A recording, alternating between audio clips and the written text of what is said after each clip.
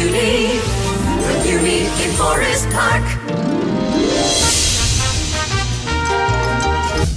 Hi, everybody. I'm Mike Isaacson, the executive producer of the Muny, and we are here at the PNC Arts Pavilion. Arts Alive. There's no verb. Sorry. Let's try that again. The PNC Arts Alive Pavilion. Should have checked the wall. Which is actually this really wonderful opportunity for us to talk to some of the creative artists who create the amazing work that you see in our productions. PNC Bank gave us the grant. So what I'll do here is I'll be talking to Rob, and then we'll take some questions of yours, and then this will be put on our Facebook and our YouTube page, so designers and creators around the country and students of it can see it too. So it's a wonderful thing we have. So this is Rob Morgan, who has created two amazing sets for us this season. The first was Les Miserables. Who here saw Les Miserables? Crazy, right? Amazing, amazing work. And he's done the set you'll see tonight for West Side Story.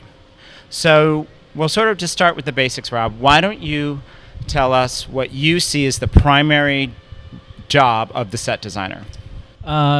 For me, the set designer is one of the first people to kind of arrive at the party, so to speak, with the director, even before the show is cast, and talk about what the world of the play is. And with this director, Gordon Greenberg, he and I talked early on, and we came up with kind of a visual language. What I like to do is sort of pepper a director with a lot of visual stimuli, visual research, things that sort of floated to the top of a pile of research, and find out what sticks. And for us, last winter, in fact, I came out here to take some measurements and saw the booms, which, as you know, are these large walls that slide in and out.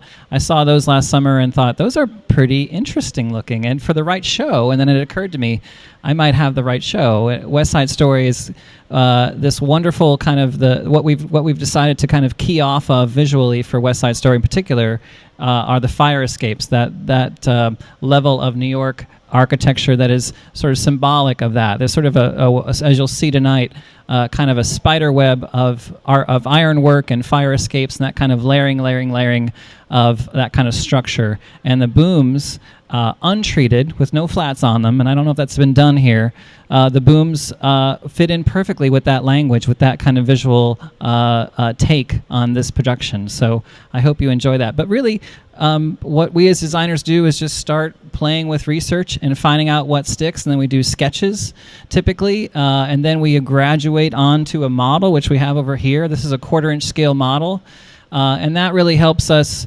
play around with how each scene might take place, where it might take place, what transformations the set might make to put us in a certain place in a certain time. And so that is a 1/4-inch scale model. So that's to give you some sense of the enormity of it. This is the set you'll see tonight is 48 times larger than this little model over here. So a person on that model is about 1.5 inches tall. And thankfully that's not the size of the actors you'll see tonight. They're full scale. So how did you become a scenic designer? Like, what's your background? What did you study? Like, give us the journey. I was recruited out of high school in Austin, Texas, to a school called Webster University in St. Louis, Missouri. And so I'm a Webster grad from way back in '93. And so I got hooked. I got hooked by the theater bug very early on, and went and worked for a number of years. I worked for a fantastic children's theater in Minneapolis for a number of years, doing really creative stuff. Being a draftsperson, carpenter, welder, I kind of worked my way up into this business, actually doing the things that the painters and the scenic artists, the carpenters, the prop people do here on a daily basis. So I really have lived in their shoes and have kind of come up through the ranks doing that. And then only later in life did I find that, well, hey, maybe I can do some design. And I went to graduate school in San Diego at San Diego State. And did some work for SeaWorld years ago. Kind of worked my way up as a designer, both in the kind of exhibit design realm and industrial design realm, but also theatrical design, which I love. So that's kind of how I'm here. So tell us about the particular challenges with West Side Story. Well, we want, and myself as a designer for any show, in particular for West Side Stories, you don't want to stand in the way of progress of the show. You don't. There's a certain rhythm to the show, and never ever do I want to sort of create something that takes forever to come trucking on, or stand in the way of a scene change, or have something go wrong. That's like my worst nightmare, is to sort of stand in the way of that rhythm. And you'll find tonight that hopefully as the show moves along, it has a certain rhythm to it and a certain speed to it, and it just builds and builds and builds. And that's a challenge with this particular show and the locations we go to from this particular show. As Mike said, when Gordon and Chris Bailey, the choreographer, were working together in New York, they were playing with an 1/8" scale model, which is half the size of this. And what we've ended up with on stage is hopefully a transformative space that can very quickly, very simply, very easily give us a different look and a different space and a different feeling. And with the booms and the pivoting fire escape units that you'll see, we hope we have achieved that. That's our goal.